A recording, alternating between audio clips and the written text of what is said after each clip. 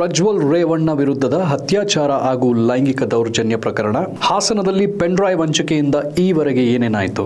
ಇಡೀ ಪ್ರಕರಣದ complete time line. April 21ರ ಸಂಜೆ ಹಾಸನದಲ್ಲಿ ಪೆನ್ ಡ್ರೈವ್ ಹಂಚಿಕೆ. ಏಪ್ರಿಲ್ 22ರಂದು ಆಯ್ದ ವಿಡಿಯೋಗಳು ಮೊಬೈಲ್ ಮತ್ತು ವಾಟ್ಸಪ್ನಲ್ಲಿ ಹರಿದಾಟ. ಏಪ್ರಿಲ್ 23ರಂದು ಮತ್ತಷ್ಟು ವಿಡಿಯೋಗಳು ಎಲ್ಲೆಡೆ ಶೇರ್. ಏಪ್ರಿಲ್ 23ರ ಸಂಜೆ ಹಾಸನ ಸಿಇಎನ್ ಪೊಲೀಸ್ ಠಾಣೆಗೆ ದೂರು. ನವೀನ್ ಗೌಡ ಸೇರಿ ಹಲವರ ವಿರುದ್ಧ ವಿಡಿಯೋ ಹಂಚಿಕೆ ವಿಚಾರವಾಗಿ ದೂರು. ಏಪ್ರಿಲ್ 26ರಂದು ಲೋಕಸಭಾ ಚುನಾವಣೆ. ಅಂದು ಮತದಾನ ಮಾಡಿ ಕ್ಯಾಮೆರಾ ಮುಂದೆ ಬಂದಿದ್ದ ಪ್ರಜ್ವಲ್ ರೇವಣ್ಣ ಲೋಕಸಭೆ ಚುನಾವಣೆ ಬಗ್ಗೆ ಮಾತನಾಡಿ ತೆರಳಿದ್ದ ಪ್ರಜ್ವಲ್. ಏಪ್ರಿಲ್ 26ರ ಸಂಜೆ ಕೆಆರ್ ನಗರ ಹತ್ತಿರದ ಸಂಬಂಧಿ ಸಾವಿಗೆ ಹೋಗಿ ವಾಪಸ್. ಏಪ್ರಿಲ್ 27 ಬೆಳಗಿನ ಜಾವ ವಿದೇಶಕ್ಕೆ ಪ್ರಯಾಣ.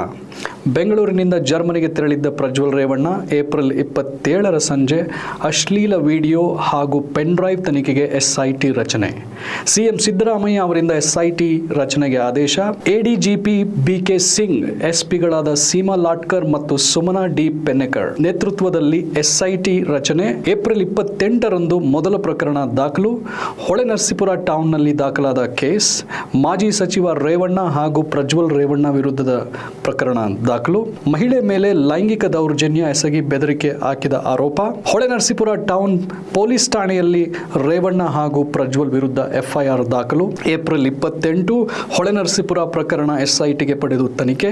ಏಪ್ರಿಲ್ 29ರಂದು ಮಹಿಳೆ ವಿಚಾರಣೆ ನಡೆಸಿ ಕೋರ್ಟ್ನಲ್ಲಿ 164 ಹೇಳಿಕೆ ದಾಖಲು. ಏಪ್ರಿಲ್ 30ರಂದು ಪ್ರಜ್ವಲ್ ರೇವಣ್ಣಗೆ ಎಸ್ಐಟಿ ನೋಟಿಸ್. 24 ಗಂಟೆಯೊಳಗೆ ಎಸ್ಐಟಿ ಮುಂದೆ ಹಾಜರಾಗಲು ನೋಟಿಸ್.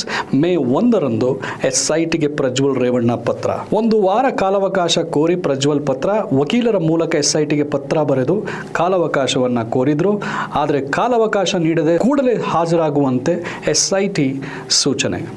ಮೇ 1ರಂದು ಪ್ರಜ್ವಲ್ ರೇವಣ್ಣ ವಿರುದ್ಧ ಮತ್ತೊಂದು ಕೇಸ್ ದಾಖಲು. ವಿಡಿಯೋದಲ್ಲಿದ್ದ ಸಂತ್ರಸ್ತೆಯಿಂದ ಕೇಸ್. ಪ್ರಜ್ವಲ್ ರೇವಣ್ಣ ವಿರುದ್ಧ ಸಿಐಡಿಯಲ್ಲಿ ಅತ್ಯಾಚಾರ ಪ್ರಕರಣ ದಾಖಲು. ಮೇ 2ರಂದು ಪ್ರಜ್ವಲ್ ರೇವಣ್ಣ ವಿರುದ್ಧ ಲುಕ್ಔಟ್ ನೋಟಿಸ್ ಹೊರಡಿಸಿದ್ದ ಎಸ್ಐಟಿ. ನಂತರ ಮೇ 4ರಂದು ಪ್ರಜ್ವಲ್ ರೇವಣ್ಣ ಪತ್ತೆಗಾಗಿ ಬ್ಲೂ ಕಾರ್ನರ್ ನೋಟಿಸ್. ಇಂಟರ್ಪೋಲ್ ಮೂಲಕ ಬ್ಲೂ ಕಾರ್ನರ್ ನೋಟಿಸ್ ಹೊರಡಿಸಿದ್ದ ಎಸ್ಐಟಿ. ಈ ವೇಳೆ ಪ್ರಜ್ವಲ್ ರೇವಣ್ಣ ವಿರುದ್ಧ ಮತ್ತೊಂದು ಎಫ್ಐಆರ್ ದಾಖಲು. ಮೇ 7ರಂದು ಮತ್ತೊಂದು ಅತ್ಯಾಚಾರ ಪ್ರಕರಣ. ಮೇ 18ರಂದು ನ್ಯಾಯಾಲಯದ ಮೂಲಕ ಅರೆಸ್ಟ್ ವಾರೆಂಟ್ ಪಡೆದ ಎಸ್ಐಟಿ. ಮೇ 24ರಂದು ಪ್ರಜ್ವಲ್ ರೇವಣ್ಣ ರಾಜತಾಂತ್ರಿಕ ಪಾಸ್ಪೋರ್ಟ್ ರದ್ದುಗೊಳಿಸಲು ಕೇಂದ್ರ ವಿದೇಶಾಂಗ ಇಲಾಖೆಗೆ ಎಸ್ಐಟಿ ಪತ್ರ. ಮೇ 25ರಂದು ಎಂಇಎ ಇಂದ ಪಾಸ್ಪೋರ್ಟ್ ರದ್ದು ಪ್ರಕ್ರಿಯೆ ಪರಿಶೀಲನೆ. ಬಳಿಕ ಪ್ರಜ್ವಲ್ ರೇವಣ್ಣಗೆ ಶೋಕಾಸ್ ನೋಟಿಸ್. ಮೇ 27ರಂದು ವಿದೇಶದಿಂದ ಪ್ರಜ್ವಲ್ ರೇವಣ್ಣ ವಿಡಿಯೋ ರಿಲೀಸ್. ಮೇ 31ರಂದು ಬೆಂಗಳೂರಿಗೆ ವಾಪಸ್ ಆಗೋದಾಗಿ ಪ್ರಜ್ವಲ್ ಮಾಹಿತಿ. ಎಸ್ಐಟಿ ಅಧಿಕಾರಿಗಳ ಮುಂದೆ ಹಾಜರಾಗುವುದಾಗಿ ವಿಡಿಯೋ ಬಿಡುಗಡೆ. ಮೇ 31 ಇಂದು ಬೆಂಗಳೂರಿಗೆ ಆಗಮಿಸಿದ Prajwal Revanna. Bengaluru KIAL Kempegowda international airport ನಿಲ್ದಾಣಕ್ಕೆ ಆಗಮಿಸಿದ ಪ್ರಜ್ವಲ್ ರೇವಣ್ಣ.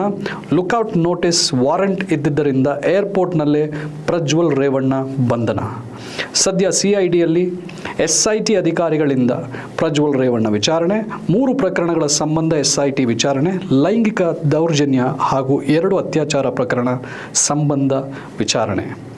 ಇದಾಗಿತ್ತು ಒಟ್ಟಾರೆ ಹಾಸನದ ಪೆನ್ ಡ್ರೈವ್ ಹಂಚಿಕೆಯಿಂದ ಅರೆಸ್ಟ್ ವರೆಗಿನ ಕಂಪ್ಲೀಟ್ ಡೀಟೇಲ್ಸ್. ಪ್ರಜ್ವಲ್ ರೇವಣ್ಣ ವಿರುದ್ಧದ ಅತ್ಯಾಚಾರ ಹಾಗೂ ಲೈಂಗಿಕ ದೌರ್ಜನ್ಯ ಪ್ರಕರಣದ ಕಂಪ್ಲೀಟ್ ಟೈಮ್ ಲೈನ್ ನಿಮ್ಮ ಮುಂದೆ.